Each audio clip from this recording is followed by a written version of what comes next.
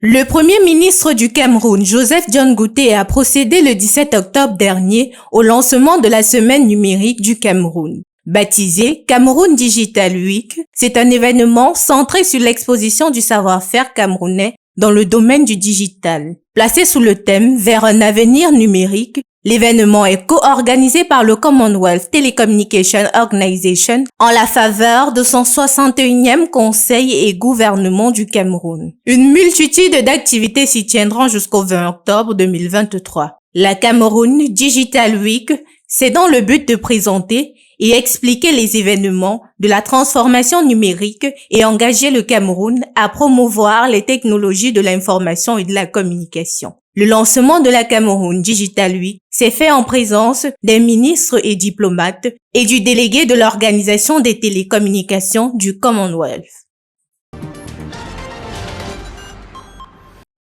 La secrétaire de la francophonie, Louise Mouchikiwavo, est attendue au Cameroun à l'occasion de la 44e conférence internationale de la francophonie qui se tiendra dans la ville de Yaoundé du 4 au 5 novembre 2023. L'Organisation internationale de la francophonie met globalement en œuvre la coopération multilatérale entre les pays membres. Les objectifs de cette organisation sont entre autres la promotion de la langue française dans son évolution, sa diversité culturelle et linguistique.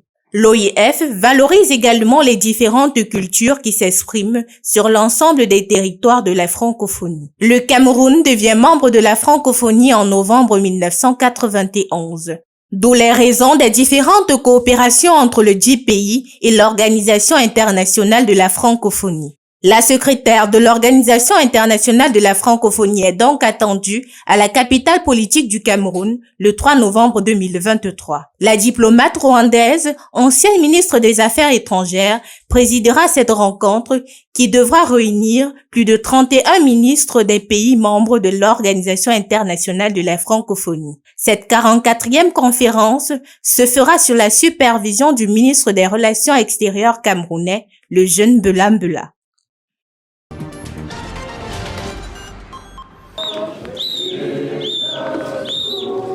Le 12 juin 2023, on se souvient encore, le chairman Nidjon Froundi quittait la scène politique camerounaise après avoir passé 32 années à la tête de son parti politique, le Front social-démocrate SDF. L'opposant historique laissait derrière lui son dauphin Joshua Nambangi aussi, âgé de 54 ans comme premier vice-président du SDF.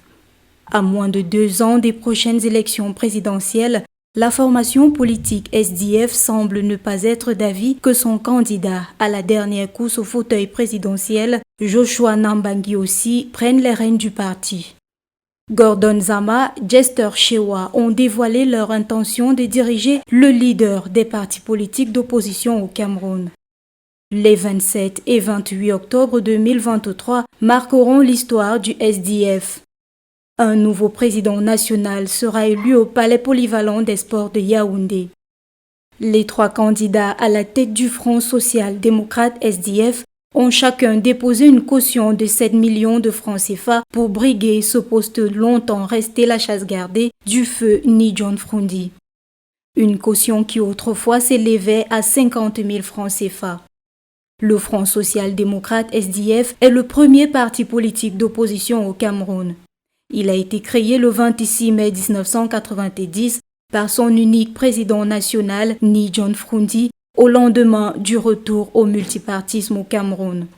Militer pour un monde meilleur fondé sur une organisation sociale harmonieuse et sur la lutte contre les injustices sont ses idéaux. Son siège social se trouve à Yaoundé. 4 fois, le SDF s'est présenté aux élections présidentielles. En 1992, il occupe le 2e rang avec 36,0% des voix. En 2004, il n'a que 17,40% des voix et en 2011, il conserve la 2e place avec 10,71% des voix à l'issue de l'élection présidentielle. 2018 va par contre sonner comme l'année de déclin du Front social-démocrate.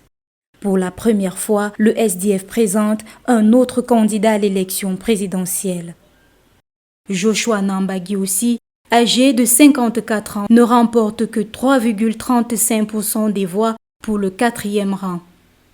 Joshua Nambagi aussi est un natif de Kumba au Cameroun et député à l'Assemblée nationale. Il est âgé de 54 ans et assure la vice-présidence du Front social-démocrate SDF depuis plus de 10 ans. L'on se demande bien qui sont les deux autres protagonistes. Le président américain Joe Biden en visite de solidarité en Israël le 18 octobre 2023. Israël, un pays du Moyen-Orient qui borde la mer Méditerranée, actuellement en plein conflit avec la Palestine, a vu atterrir ce mercredi Joe Biden, président des États-Unis d'Amérique, à Tel Aviv précisément. Joe Biden est arrivé en Israël pour apporter son soutien au pays, mais aussi pour s'entretenir avec les responsables du pays sur la question de survie des populations et celle de la riposte à la guerre contre le groupe Hamas de la Palestine. Accueilli par le premier ministre israélien Benjamin Netanyahou, après 11 jours du début de l'attaque du Hamas, soit quelques heures après l'explosion de l'hôpital Ali arabe de Gaza, dont l'origine reste jusqu'à présent indéterminée. Pour le président américain, cette visite est une marque de soutien des États-Unis à Israël. C'est d'ailleurs le premier point listé par le porte-parole du Conseil de sécurité nationale américain, John Kirby, il y a quelques jours. Cette visite intervient également dans l'optique de faire sortir les otages détenus par le Hamas. Actuellement, 198 personnes sont détenues par le Hamas selon l'armée israélienne. Les États-Unis comptent par la même occasion faire entrer l'aide humanitaire dans la bande de Gaza.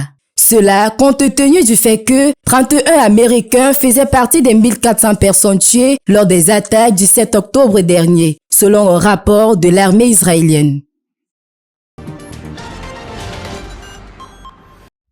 Un mois après le passage de la tempête Daniel qui a ravagé l'est de la Libye, les inondations dont ont été témoins la ville de Cyranéïque ont laissé d'importants dégâts matériels. Un bilan de 4000 morts relevé selon nos confrères de France 24. On observe aujourd'hui une Libye à la fois meurtrie et cadenassée.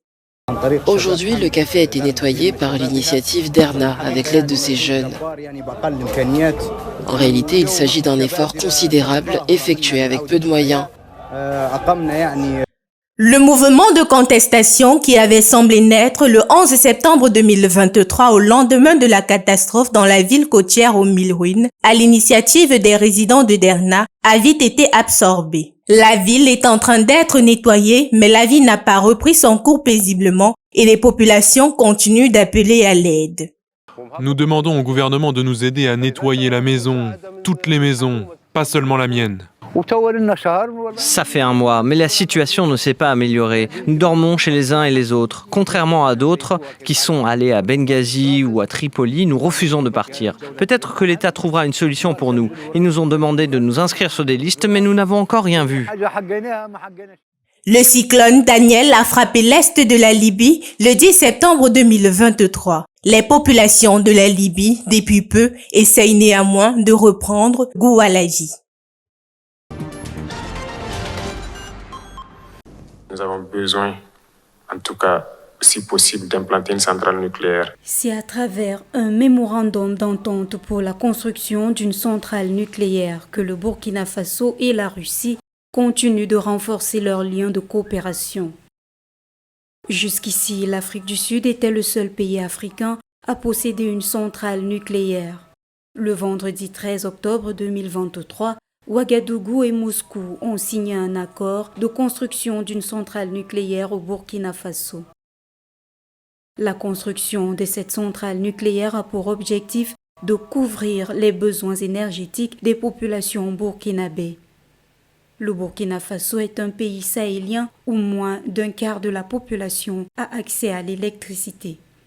Selon des chiffres de la Banque africaine de développement BAD, seuls 22,5% des Burkinabés, à savoir 67,4% en zone urbaine et 5,3% en milieu rural, avaient accès à l'électricité en 2020.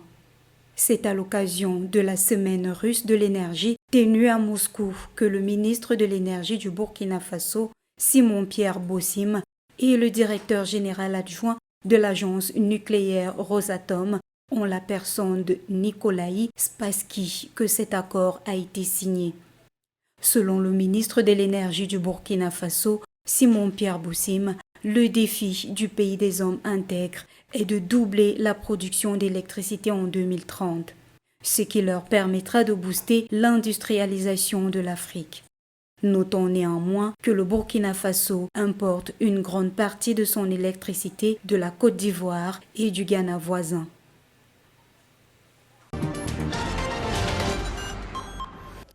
Unlike those who steal for monetary gain, needs, or revenge, a kleptomaniac's focus is generally not the item itself, but the urge to steal. This impulse to theft without a motive, public opinion consider it a mental problem. Some think it is for mad people, and others invoke witchcraft as the cause of kleptomania.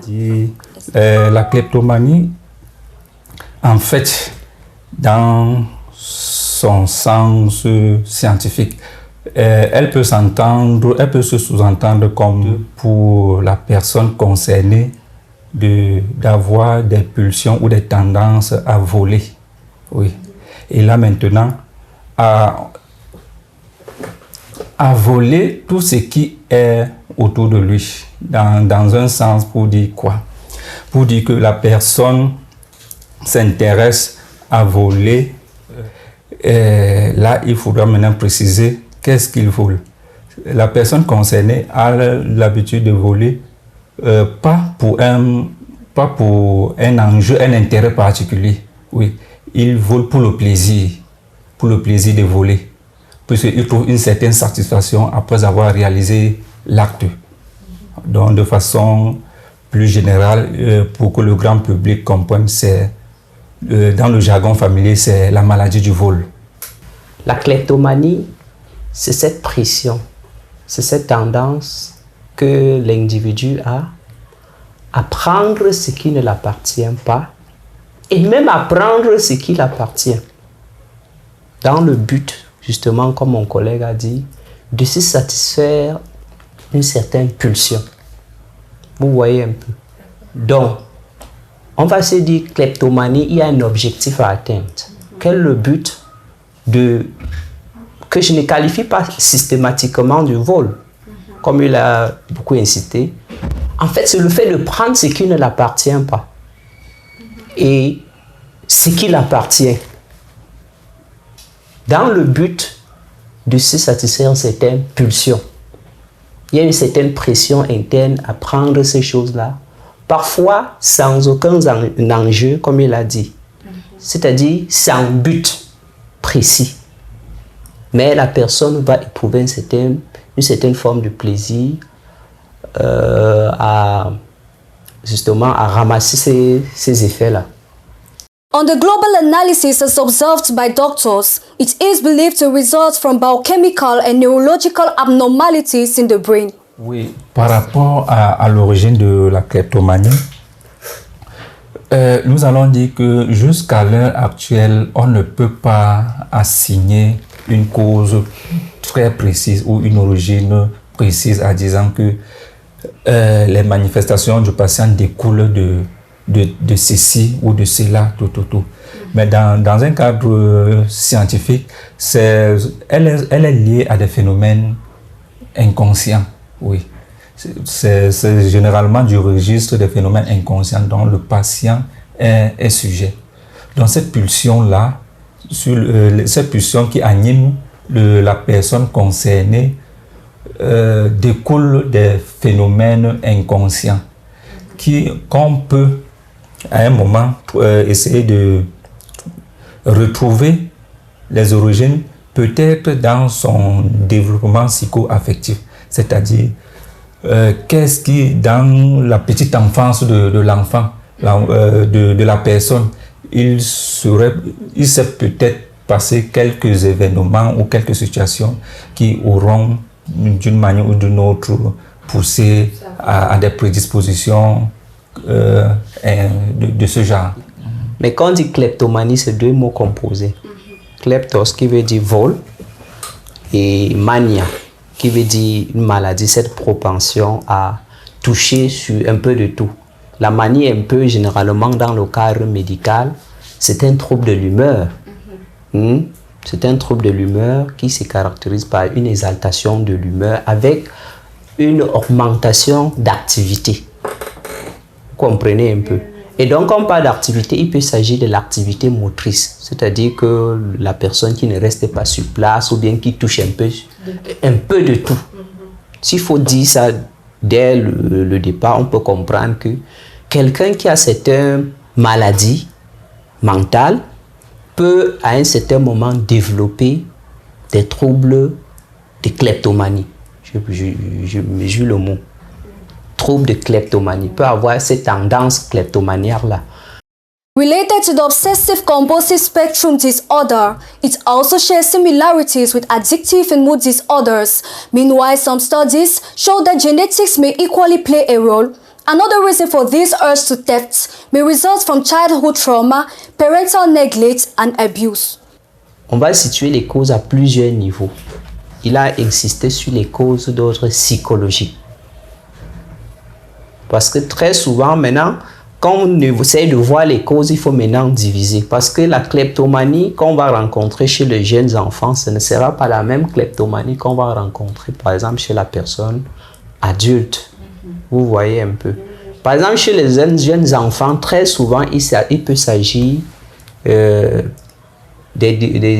enfants qui sont dans des situations de détresse psychologique.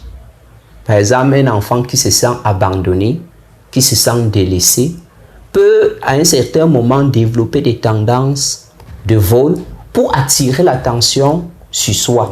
Maintenant, sur le plan organique, il y a des gens qui peuvent avoir des lésions cérébrales qui les amènent à avoir certains troubles moteurs, comme j'ai dit dès le départ, et qui peut les amener à ramasser les choses qui ne les appartiennent pas. Et comme on a dit au départ, c'est un vol inutile. Il ne prend pas ses livres dans le but d'aller étudier, par exemple. Vous voyez un peu. Mais des troubles organiques, parce qu'il y a une modification de structure au niveau de son cerveau, ça peut l'amener à avoir ces tendances-là. Il y a aussi la personnalité antisociale de l'enfant qui peut jouer. Vous voyez? Donc la kleptomanie peut être déjà un signe d'alarme sur le type de personnalité que l'enfant a. Et qui va aller de mal en pire, puisqu'il peut commencer par le vol, il peut commencer par agresser les gens et ça s'aggrave. Donc l'enfant qui a une personnalité antisociale peut, parmi tant de symptômes qu'il peut avoir aussi des tendances de kleptomanie. En dehors de ça aussi, comme vous avez évoqué, des causes génétiques. Est-ce qu'on peut parler des causes génétiques? Bon, sauf que la génétique aussi conditionne le comportement humain, donc ce n'est pas à exclure. Vous voyez un peu, ce n'est pas à exclure dans les causes. C'est-à-dire que l'environnement social aussi, au-delà de l'aspect psychologique qui concerne l'individu, comme nous avons dit tantôt, va jouer sur le problème. L'environnement, le comportement de l'entourage. Si on a un papa, par exemple, qui vole, qui dit qu'il a volé, l'enfant peut aussi développer ces tendances-là, indépendamment de voilà. Donc, l'environnement va jouer un rôle important. Ça, ce que je peux d'emblée dire sur les causes. A person suffering from kleptomania may develop some symptoms like inability to resist the urge to steal, experience feelings of guilt, regret or humiliation after committing theft. This, however, may equally result to psychological and emotional distress. Il arrive à la personne kleptomane, oui. Il arrive par des moments de lucidité où après l'acte ou après ceci, il se retrouve dans un état de lucidité où il peut regretter, oui, son geste. Oui. Lorsque cette période de lucidité arrive, il peut être même triste d'avoir posé le geste. Dans d'autres littératures, on nous fait comprendre que ces personnes peuvent aussi à un moment retourner l'objet volé lorsqu'il se trouve dans cette période de lucidité. Donc il peut développer la tristesse comme vous l'avez évoqué, il peut renvoyer l'objet où c'était. Et vous allez voir, comme vous avez dit, cerner la différence. Vous allez voir que cette personne, lorsqu'il veut ces choses-là, il ne les garde pas quelque part pour se dire que voici le patrimoine ou voici ceci. Dès qu'il a déjà fait, il peut même laisser là. Oui. Donc ce n'est pas dans un intérêt de chercher à collectionner ou de chercher à faire quelque chose de grand. Lorsqu'il a déjà posé son acte, le reste là ne l'intéresse plus. Oui. Donc à partir de cette définition-là, on peut déjà reconnaître que oui, ça c'est une personne kleptomane. Donc l'objet volé ne va plus lui servir. Mais l'autre personne, lorsqu'il va se procurer de l'objet, il va soit le mettre à profit. Donc, le kleptomane, c'est celui-là qui vole, comme l'a dit, l'action est répétée et il vole aussi autour de lui.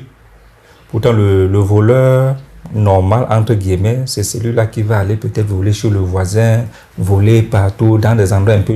Mais le kleptomane, c'est un comportement, c'est une pulsion qui l'anime comme ça, là, à la maison, ses entourages, pour lui, même ses choses, même pour le voisin, tout. Donc, il n'y a pas un lieu précis où il dit que je vais voler. Donc, à tout vent, il vole, et en toutes circonstances. Oui, à tout vent et à toutes circonstances, il vole. Toujours aussi dans le vol normal, la personne sait qu'il court un risque sur le plan juridique de voler. Ce qui fait qu'il va vite faire de se débarrasser. Peut-être qu'il a volé dans le but de se faire un peu d'argent. Il va se débarrasser de cet objet. Vous voyez. Or, dans la kleptomanie, la personne peut même voler. Lorsqu'on est en train de lui regarder comme ça, il part, il vole. Il prend l'objet parce que il y a cette pression interne là qui lui pousse, va me prendre cette chose là, va me ramasser ce sac, il va aller ramasser. Mais nous disons que véritablement, que ce soit ce que vous avez appelé le vol normal ou la kleptomanie, il faut chercher des causes. Il faut chercher la cause pour pouvoir mieux comprendre les manifestations et pouvoir se dire ici il s'agit d'un vol dans le but de faire du mal à autrui. Ça c'est un vol dans le but, dans une forme de satisfaction de la pression interne, comme mon confrère a dit. Vous voyez, donc c'est un peu quelques éléments qu'on peut donner comme ça. Voilà.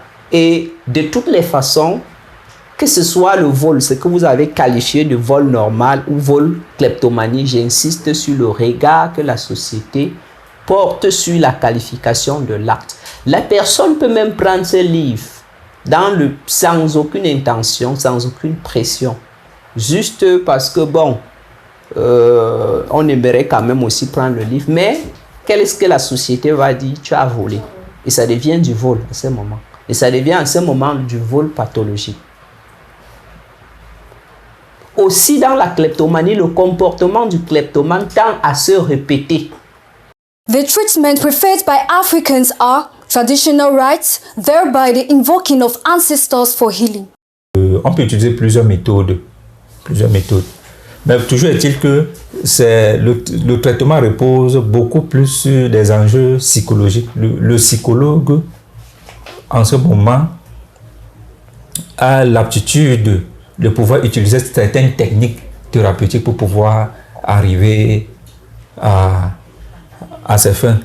Et aussi, comme je le disais, réduire les tensions. Il va revenir maintenant aux spécialistes de la santé mentale et aux psychiatres d'utiliser aussi certaines molécules pour pouvoir réduire cette tension. In the 19th century, the French psychiatrists began to observe kleptomaniacal behavior, but were constrained by their approach. Viewed as a legal excuse for self-indulgent upper-class ladies, it is growing and poses a problem to the society. It is considered as a flu to eradicate.